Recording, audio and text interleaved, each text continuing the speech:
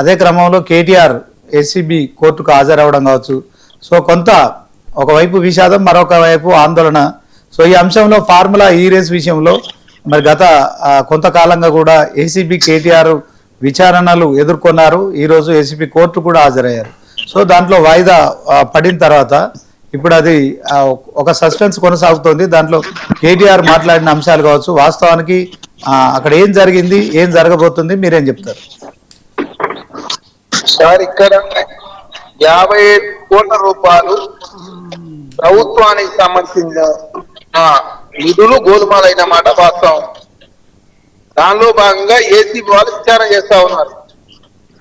ఇందులో చాలా స్పష్టంగా 10 కోట్ల మించి వ్యవహారం చేసేటప్పుడు హెచ్ఎండిఏ బోర్డు అనుమతి తీసుకోవాలి, ఆర్థిక శాఖ అనుమతి తీసుకోవాలి, క్యాబినెట్ అనుమతి తీసుకోవాలి, ఎలక్షన్ కోడ్ అమల్లో ఉన్నప్పుడు ఎలక్షన్ కమిషన్ కూడా అనుమతి తీసుకోవాలి. ఎలాంటి అనుమతి లేకుండా కేటీఆర్ గారు మౌఖిక ఆదేశానుసారం అగ్రిమెంట్ జరిగింది ఒక రేటు, చెల్లించింది ఒక డేటు, అంటే బిఫోర్ గా చెల్లించిన పరిస్థితి మనం చూసినాం. అదే కాకుండా నియమ నిబంధనల ఉల్లంఘన జరిగింది, పెమా నిబంధనల ఉల్లంఘన జరిగింది, ఎలక్షన్ కమిషన్ నిబంధనల ఉల్లంఘన జరిగింది. అదే కాకుండా ఆర్థికంగా ఎలాంటి అనుమతి తీసుకోలేదు. కాబట్టి రాష్ట్ర ప్రభుత్వానికి కావచ్చు, అదే కాకుండా 8 కోట్ల రూపాయలు ఇన్కమ్ ట్యాక్స్ రూపంలో హెచ్ఎండిఏ చెల్లించిన పరిస్థితి మనం చూసినాం. కాబట్టి తర్వాత కాంట్రాక్ట్ రద్దు అయిపోయింది. అయినా కూడా రాష్ట్ర ప్రభుత్వ ఖజానాకు సంబంధించి నష్టం జరిగింది. కాబట్టి ఏసీబీ గారు విచారణ చేస్తా ఉన్నారు. అసలు ఏసీబీ నా మీదకి ఎట్లా వస్తుందని చెప్పేసి బీఆర్ఎస్ పార్టీ మాట్లాడతాం. ఒక ప్రజాప్రతినిధి కావచ్చు, తర్వాత ప్రభుత్వంలో మంత్రి రాష్ట్ర ఆర్థికానికి గండిపడే ప్రయత్నంలో భాగంగా ఇట్లాంటి నిర్ణయాలు తీసుకున్నప్పుడు ఖచ్చితంగా ఏసీబీ పరిధికి వస్తారని చెప్పేసి ఏసీబీ చట్టం చెప్తా ఉంది. దానిలో భాగంగా ఏసీబీ కేసు బుక్ చేశారు. దానిలో భాగంగా నోటీసులు ఇచ్చారు. దాని తర్వాత ఏదైతే ఉందో తర్వాత కేంద్ర ప్రభుత్వానికి సంబంధించిన కొంతమంది అధికారులు కూడా ఉన్న పరిస్థితి, వారికి సంబంధించిన డిఓపిటి అనుమతి తీసుకుంది రాష్ట్ర ప్రభుత్వం. అదే కాకుండా అందులో ఉన్నటువంటి వాళ్ళందరూ నోటీసులు ఇచ్చారు. నోటీసులు ఇచ్చి విచారణ చేస్తాం. దానిలో భాగంగా ఈరోజు కేటీఆర్ గారు కూడా హాజరైన పరిస్థితి మనం చూస్తా ఉన్నాం. దాన్ని రాజకీయం చేసే ప్రయత్నం వాళ్ళు ఎంతసేపు మేము మిస్యూజ్ చేయలేదు, అదే కాకుండా ఇక్కడ కారు రేసింగ్ రద్దయింది. మరి ఇప్పుడు రాష్ట్ర ప్రభుత్వానికి అయితే 55 కోట్ల రూపాయల నష్టం అయితే జరిగింది కదా. అదే కాకుండా అధికారులు చెప్పింది ఏంటంటే మేము కేటీఆర్ గారు చెప్పిన మౌఖిక ఆదేశానుసారం మేము విడుదల చేసినామని చెప్పి చాలా స్పష్టంగా చెప్పారు. దానిలో భాగంగా కేటీఆర్ గారి మీద విచారణ జరుగుతూ ఉంది. దాన్ని రాష్ట్ర ప్రభుత్వానికి ఆపాదించడం, అసలు మేము తప్పే చేయలేని చెప్పే ప్రయత్నం, అదే కాకుండా రాష్ట్ర ప్రభుత్వ ఖజానా నష్టం జరిగింది కాబట్టి ఏసీ విచారణ జరుగుతూ ఉంది. కాబట్టి ఇక్కడ చట్టం ప్రకారం ముందుకు పోతా ఉంటే దీన్ని రాజకీయం చేసే ప్రయత్నాలు బీఆర్ఎస్ పార్టీ ముందుకు పోతా ఉంది. కాంగ్రెస్ ప్రభుత్వం ఎక్కడ కూడా రాజకీయం తావు లేకుండా తెలంగాణ రాష్ట్రంలో విచారణ చేస్తా ఉన్నారు. విచారణకు సహకరించాల్సిన బీఆర్ఎస్ పార్టీ కేటీఆర్ గారు ఎంతసేపు రాజకీయ స్టేట్మెంట్ ఇచ్చే ప్రయత్నం వారు చేస్తా ఉన్నారు.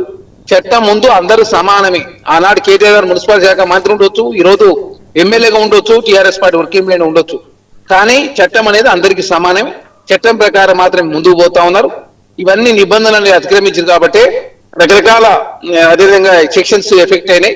ఖచ్చితంగా ఈ సెక్షన్ల ప్రకారం 10 సంవత్సరాలకు పైగా శిక్ష పడే అవకాశం ఉంది. కాబట్టి ఖచ్చితంగా ఏసీబీ విచారణలో మొత్తం అన్ని బయటపడతాయి. ఖచ్చితంగా ఏసీబీకి సహకరించాలని చెప్పి కాంగ్రెస్ పార్టీ కోరుతాం. ఓకే, ఫైనల్ గా కేటీఆర్ ఇందులో ఖచ్చితంగా తప్పు చేశాడని మీరు ఆరోపిస్తున్నారా? సార్, ఆధారాలన్నీ కాంగ్రెస్ పార్టీ చెప్తలే.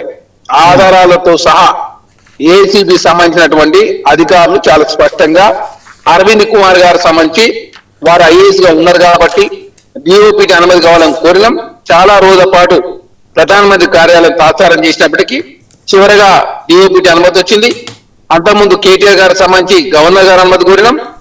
తర్వాత పిఎల్ఎన్ రెడ్డి గారు కావచ్చు. ఈ ముగ్గురు సంబంధించిన అంశం ఎక్కడ చట్టానికి లోబడి మాత్రం కాంగ్రెస్ ప్రభుత్వం ముందుకు పోతా ఉంది. బీఆర్ఎస్ ప్రభుత్వంలో లాగా గవర్నర్ గారిని అనుమతి తీసుకోకుండా, డిఓపిటి అనుమతి తీసుకోకుండా వీళ్ళని అరెస్ట్ చేయండి, వాళ్ళని అరెస్ట్ చేయండి, ధైర్యం కూర్చొని నిర్ణయాలు కాంగ్రెస్ ప్రభుత్వం తీసుకోవడం లేదు. చట్టం అనేది అందరికీ సమానం. చట్టానికి లోబడి అందరూ ఉండాలని కాంగ్రెస్ ప్రభుత్వం భావిస్తా ఉంది. దానిలో భాగంగా కేటీఆర్ గారు నోటీసులు ఇచ్చి ఏసీబీ విచారణ జరుగుతూ ఉంది. ఖచ్చితంగా ఇందులో కేటీఆర్ గారు మౌఖిక ఆదేశానుసారం రాష్ట్ర ప్రభుత్వ ఖజానాకు 55 కోట్ల రూపాయల నష్టం జరిగింది కాబట్టి నష్టం ఉద్దేశపూర్వకంగా చేసినటువంటి ఆనవాళ్లు కనపడతా ఉన్నాయి. అదే కాకుండా ఏదైతే కార్ రేసి వారానికి సంబంధించిన ఆ సంస్థ ఏదైతే ఉందో ఆ సంస్థ బీఆర్ఎస్ పార్టీ సంబంధించిన ఎలక్షన్ బాండ్ కూడా కొనుగోలు చేసింది. తర్వాత ఏసీబీ దగ్గర పూర్తి స్థాయి ఆధారాలు ఉన్నాయి. ఇలా ఫెమా నిబంధనలు ఎలక్షన్ నిబంధనలు కూడా అతిక్రమించింది కాబట్టి కేంద్ర ప్రభుత్వం మరి ఫెమాకు సంబంధించిన యాక్ట్ వాళ్ళు కేంద్ర ప్రభుత్వం పట్టించుకోవాలా, ఎలక్షన్ కమిషన్ కోడ్ అమలు ఉన్నప్పుడు వారు కూడా పట్టించుకోవాల్సిన అవసరం ఉంది. రాష్ట్ర ప్రభుత్వం మాత్రం ఏసీబీ విచారణ చాలా పారదర్శకంగా పకడ్బందీగా ఖచ్చితంగా కేటీఆర్ తప్పు చేసిరని చెప్పేసి అధికారులు చెప్తా ఉన్నారు. వారి ఆదేశానుసారం మేము తప్పు చేసినామని చెప్పేసి అధికారులు ఒప్పుకున్న పరిస్థితి కాబట్టి ఖచ్చితంగా చట్టం ప్రకారం చర్యలు తీసుకుంటారు. ఏసీబీ మొత్తం ఏం జరిగిందనే విషయాలు వాస్తవ విషయాలు ఫైనల్ రిపోర్ట్ కూడా బయట పెడతారు.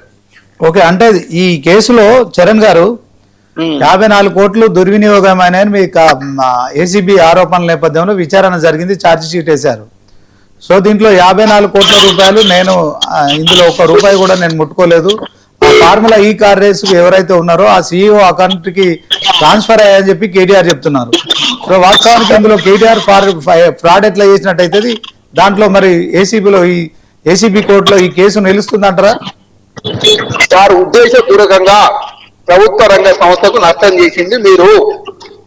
అదే కాకుండా ఒప్పందం జరిగింది మున్సిపల్ శాఖతోటి, చెల్లించింది హెచ్ఎండిఏకి నిబంధనలు ఉన్నాయి.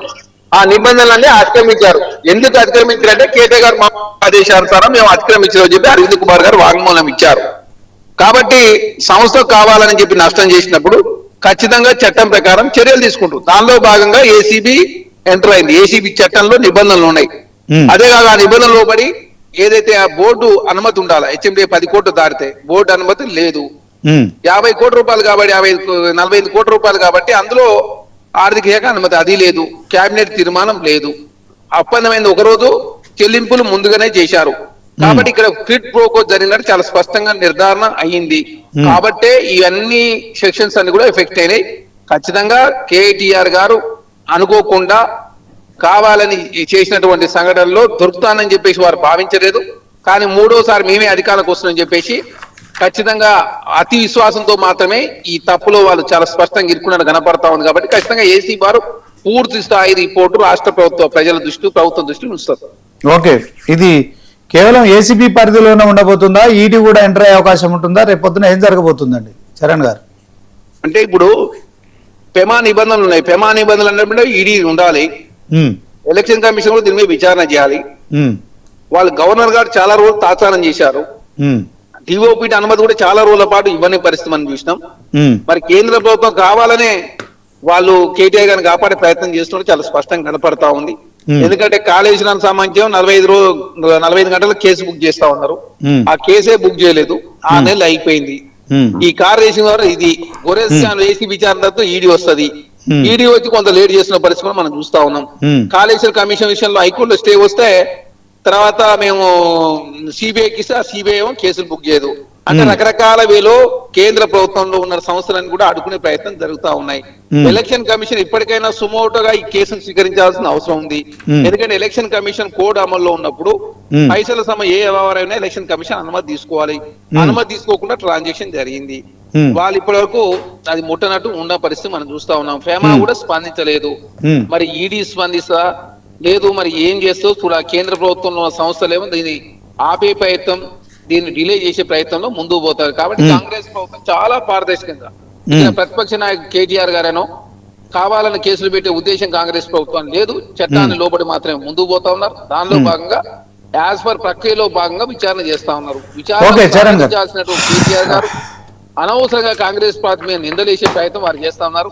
నిజంగా కేసీఆర్ గారు ఈ కేసులు ఇట్లాంటి కాంగ్రెస్ వాళ్ళ పెట్టి ఉంటే ఎప్పుడూ అరెస్ట్ చేసేవాళ్ళు. డైనింగ్ టేబుల్ మీద కూర్చోనో, ఫామ్ హౌస్ లో కూర్చోనో, గవర్నర్ గారు లేదా డిఓపి అనుమతి తీసుకోకుండా అరెస్ట్ చేయండి అని చెప్పేవాళ్ళు. కానీ కాంగ్రెస్ ప్రభుత్వం చాలా డెమోక్రటిక్ లో ముందుకు పోతా ఉన్నాం. కాబట్టి ముందస్తు కావచ్చు, ప్రక్రియలో ఎలాంటి లోపాలు ఉండొద్దు, తన మన అనే భేదం ఉండొద్దు, చట్టం అందరికి సమానంగా ఉండాలని భావించి చట్టం ప్రకారం ముందుకు పోతా ఉన్నారు. ఖచ్చితంగా దోషులు ఎవరైనా కూడా ఎంత పెద్దవాళ్ళు ఉన్నా కూడా వదిలిపెట్టే ప్రసక్తే లేదు. ఖచ్చితంగా చట్టం ప్రకారం అందరూ సమానమని చెప్పేసి కాంగ్రెస్ ప్రభుత్వం భావిస్తాం. దానిలో భాగంగా విచారణ కొంత లేట్ అవుతుండొచ్చు కాక ఖచ్చితంగా తప్పు చేసిన వాళ్ళందరూ కూడా శిక్ష పడాలని చెప్పి కాంగ్రెస్ ప్రభుత్వం. చరణ్ గారు, అదే క్రమంలో బీజేపీ